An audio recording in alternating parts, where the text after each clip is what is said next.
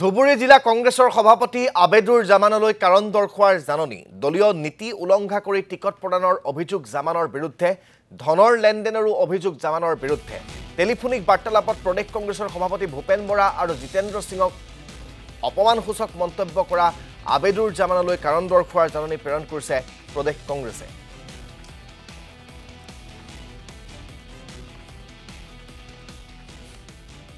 পইচা যদি পইচা লত তেনেকুৱা ধৰণৰ কোনোবাই যদি ক'ব পাৰে মই ৰিজনে দি দিম।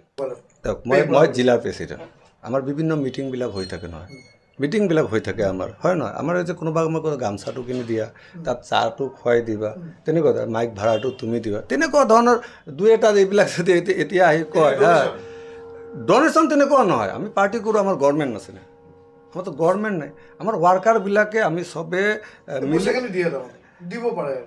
ৱাৰ্কাৰবিলাক আমাৰ যিবিলাক ৱাৰ্কাৰবিলাক আছে, আমি যেতিয়া মিটিং চিটিং কৰোঁ পাৰ্চনেল একাউণ্ট মানে তেনেকুৱা ধৰণ নহয় যে গামচাটো দৰকাৰ আপুনি কিনি দিয়ক, 20টামান গামচা কিনি দিয়ক না। কিছুমানৰ লগত মোৰ কিছুমানৰ লগত ৰিলেশ্যন আছে, হ্যাঁ ৰিলেশ্যন কিছুমানৰ লগত আছে, এইটো কণ্টিনিউৰ কোনো সম্পৰ্ক নাই, কোনো সম্পৰ্ক নাই। কৰ ছেপ্টেম্বৰ 2023-22 কথা কৈছে আপোনালোকে।